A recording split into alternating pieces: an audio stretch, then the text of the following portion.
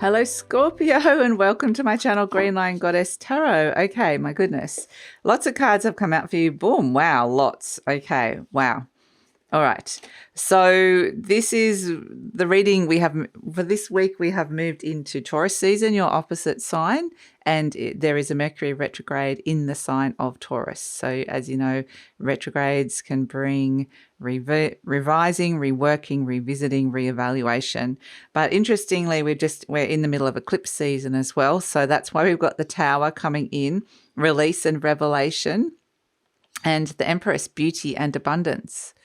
So I really feel like, there's potentially been some kind of unexpected change to either your appearance or somebody else's appearance, or something that felt abundant to you that could feel like, okay, something shifted and changed. And potentially it's saying you've outgrown this cycle, but it's just a matter of like kind of adjusting to it, that there is something here that is, that it's sort of like, there's so much that you're kind of understanding and processing about how your abundance is working at this moment of time.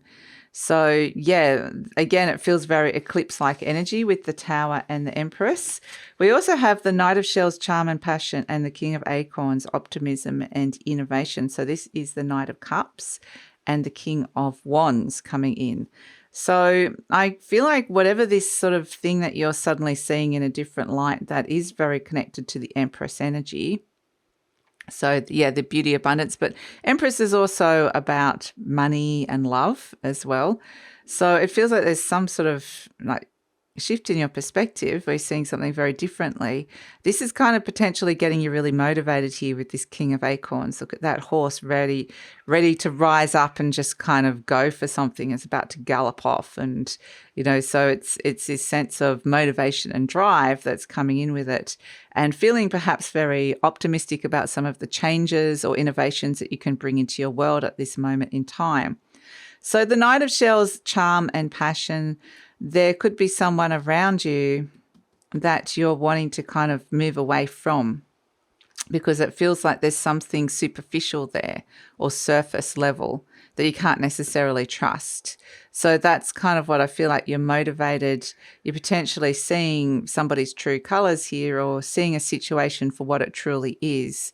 And that's motivating you in a way, understanding that potentially there's something deeper that you're searching for, or there's something more that you're looking for from the situation here. So it's kind of spurring you into action. So yeah, let's see what else is coming through for you, Scorpio. Let's see, we have, this is you. This is Aries, the god of war. So Aries quite literally going into battle, leaving the dust behind, the storm clouds behind, the driving force here. So definitely wanting to kind of move forward. What else have we got that is hidden here? The Hierophant, the Two of Wands. Okay, we're going to start with these three cards and see where we're going with this.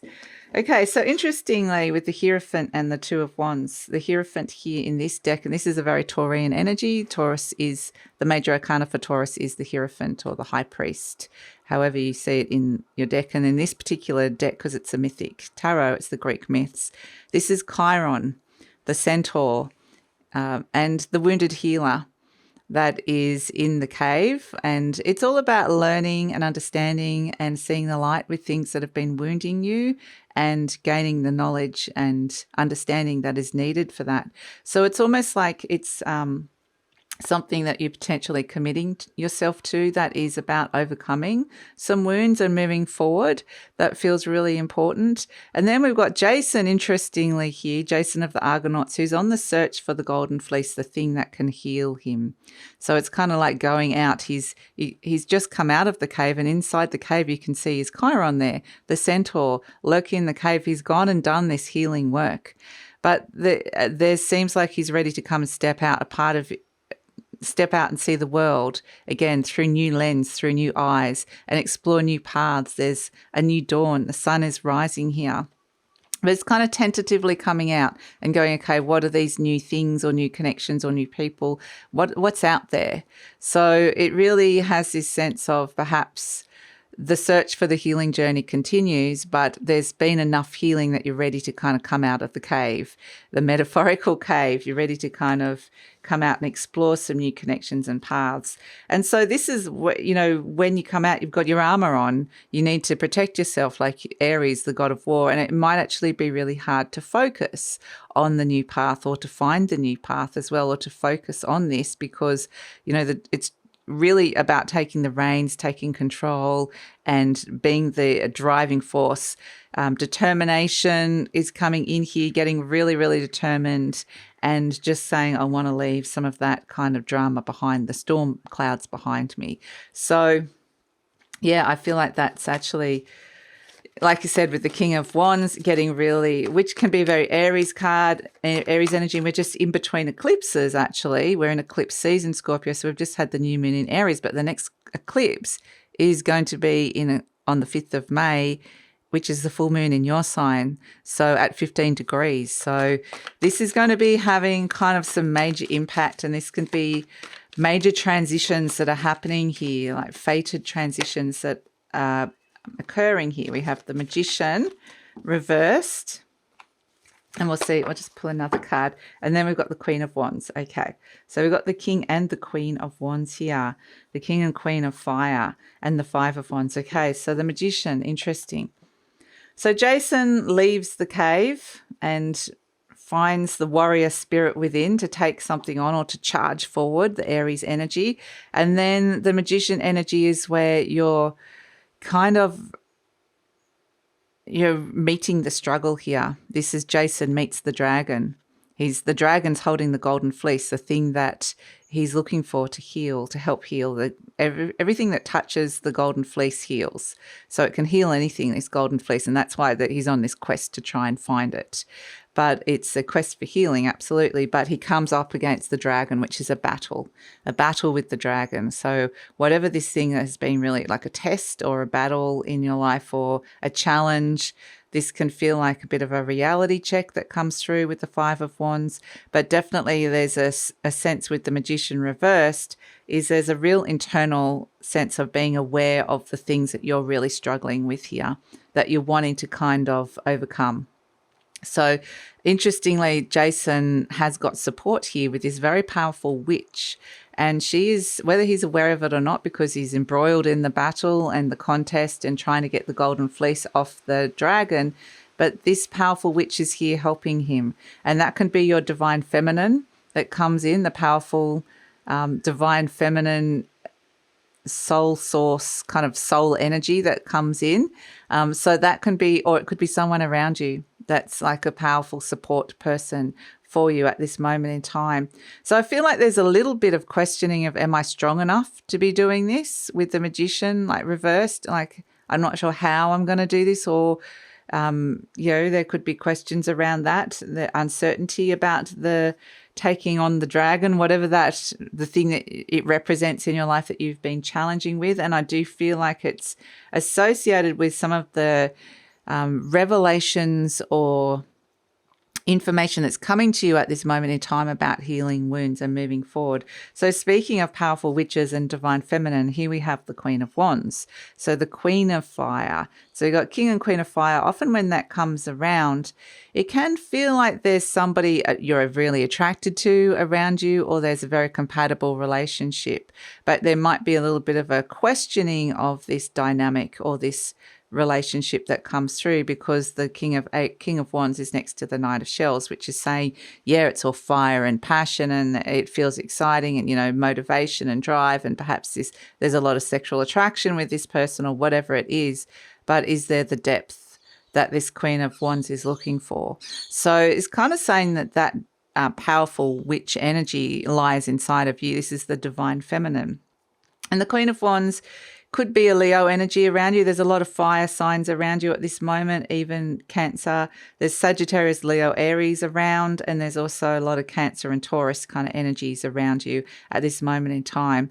But ultimately, there is a bigger picture energy that they're showing me, which is about the Knight of Shells, the Knight of Cups can be about following your heart, getting really motivated to follow your heart, follow a dream, follow your dreams of some sort. And what is it that you're getting motivated to overcome some of those wounds wounds that have been in some way either holding you back or sabotaging you, or you haven't felt confident with something. You're kind of regaining some kind of ambition or confidence here.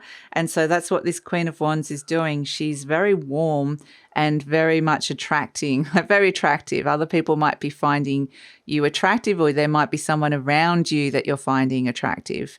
Now, this doesn't have to necessarily be, it might be even somebody online, like I'm really attracted to this person, the message and what they're putting out here at this moment in time. Or it could be a real person around you at this moment in time. But yeah, this Queen of Wands is kind of looking for the opportunities, the path ahead, getting really internally motivated, but also being very discerning, because there's this sense of, you're opening up to being vulnerable, like tentatively opening up, like the Two of Wands, to something that you're wanting to kind of take on.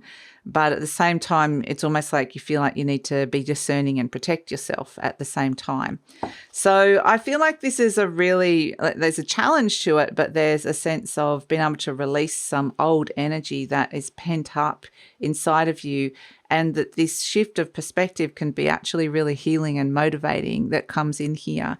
And so I think it's a really wonderful week to listen to what's coming up for you in terms of your healing journey, some old wounds, and what's coming up for you in terms of the ambitions that are coming through at this moment in time, and what wants to move forward. What is there a challenge about moving forward, and what are you ready to kind of get motivated and dedicate yourself to? And so it kind of has this sense of purpose to it as well, like it's a big evaluation energy about what is feeling purposeful and deep versus what's feeling surface. And that's kind of feels like it's a bit of a retrograde, the Mercury retrograde energy that's coming through. And again, I think this is going to be reflected back to you, a lot to do with your passions, your desires. So this could be to do with career or creativity, but also relationships. So those sort of things could be coming in for you, Scorpio. So that is your reading for the week. Thank you so much for joining me. Please like, subscribe, share, leave a comment. Love to read your comments. It also helps with the growth of the channel, and I truly appreciate it. And if you're interested in the beautiful Patreon community that we are building and growing, love it if you check that out. The link for that is in the description box below.